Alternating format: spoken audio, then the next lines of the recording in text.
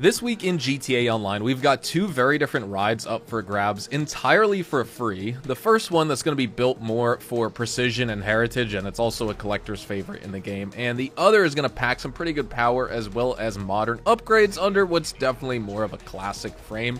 Today on the show, we're going to be checking out both of these free DLC vehicles for this week's update in GTA Online. We're going to be reviewing their performance, testing them out on the track, and also seeing how each one stacks up, and whether either of these deserve a spot in one of your garages or not. So welcome back to the channel, everyone, and let's jump in. First up this week is the Progen GP1, which is this week's LS Car Meet prize ride, and in order to unlock it for $0, all you need to do is place top 5 in LS Car Meet Series races for 4 consecutive days in a row. So if you have not gotten started on attempting to unlock this vehicle, just make sure you do, because you'll have today, Tuesday, Wednesday, in the early hours of Thursday morning before the new weekly update goes live to complete the challenge and claim it. Otherwise, it's going to cost you $1.26 million from Legendary Motorsport, and this is actually one of the original 186 vehicles Rockstar removed from in-game websites with the San Andreas Mercenaries DLC back in June of 2023, but I think that as of either this Money Fronts update or even Agents of Sabotage, they brought it back, which is awesome. This car is going to give you remarkable acceleration, really good handling. It's great in those tight sort of corners and turns and things like that, and it's even better on winding corners. You get strong braking and really good stability as well if it's raining or something like that, or, you know, the next time it snows in GTA Online over the Christmas holiday. This car is also pretty good at handling in the snow. While the top speed is 124 miles an hour, that's not going to be super competitive against newer supercars, but still, I think you get great performance and value overall with this vehicle. It's a big collector's item if you want a taste of that sort of hypercar heritage, because this is one of the original hypercars in real life. And, well, of course, while it does have some shortcomings in GTA, I think the fact that there's a lot of real life history with this vehicle is what makes it great. So let's head to the track and test out how this bad boy performs. And here we are with my McLaren F1, the Progen GP1 in GTA Online. I tried to copy the Le Mans version as close as I could. You can get very close with the hood and the engine cover, as well as like the rear like trunk vents basically. The rims I had trouble with. In terms of the rim style, these are basically what are on the car from one of the photos I have, and I'm referencing from Google, but like they're deep dish. They're super far inset. Like I guess the offset on the wheel is super high or something like that. At least they stick flush out to the end of the car and the fenders, which is nice. So let's take this to the track and see how it does.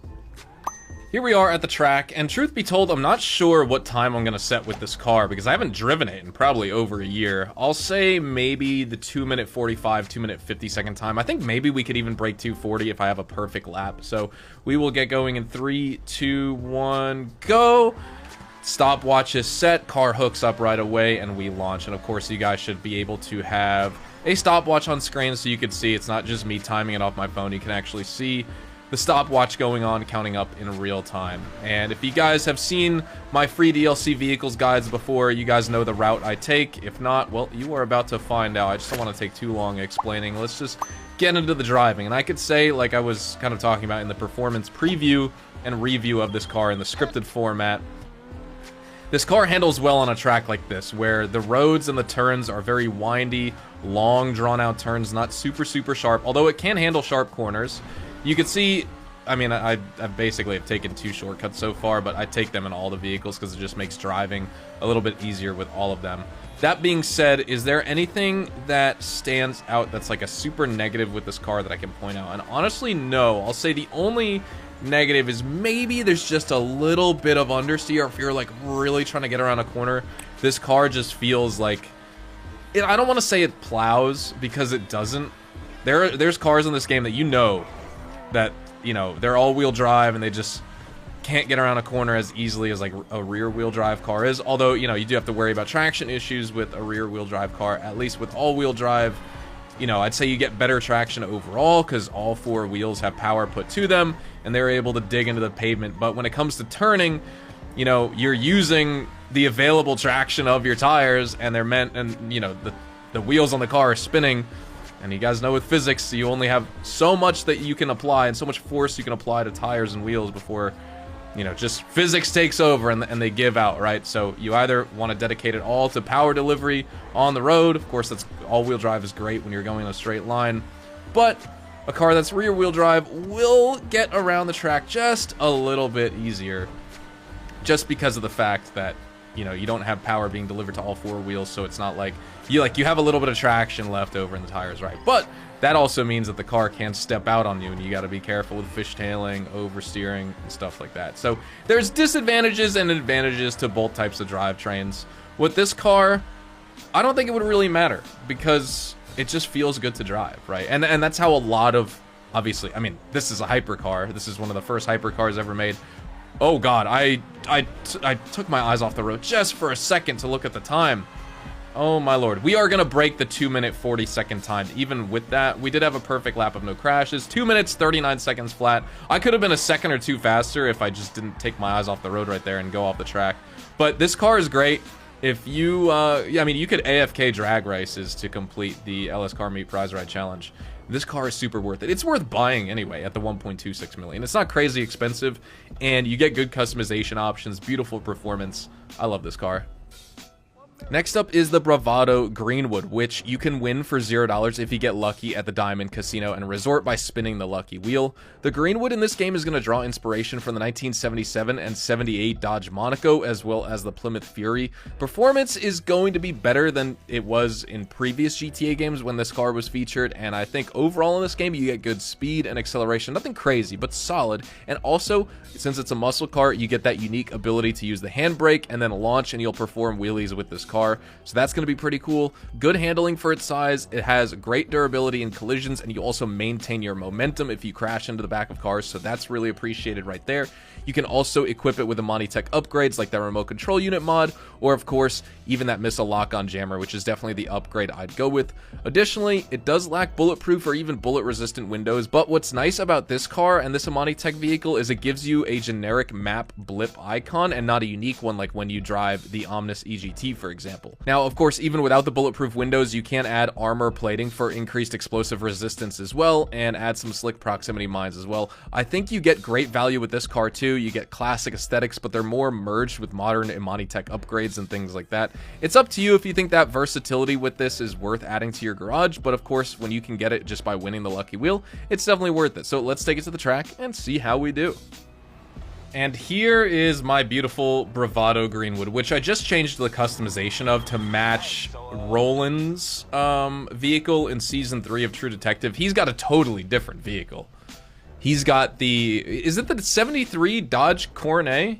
I think? Maybe it's 72, but he's got it in like a dark maple brown with like a gray vinyl roof. So I tried to basically copy that with a few little liberties I've taken. It actually, man, it looks terrible in this lighting because the sun's setting, because I have to recustomize my car. But I went with similar rims. The white wall on his tires weren't as aggressive, but let's take this to the track and see how it does.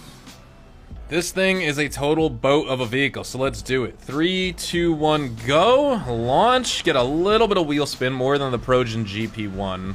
And I know, because I'm sure someone's going to comment that this isn't a Dodge Cornet. I know we talked about it at the review, right? Like, this is a Dodge Monaco. Either way, I just wanted to kind of copy the visual aesthetic of that guy's car from True Detective and not copy the car itself. Because I think it looks good like this. This is a nice looking, older, classic vehicle. It's big, it's robust, good muscle. Obviously, it's heavy, so expect that.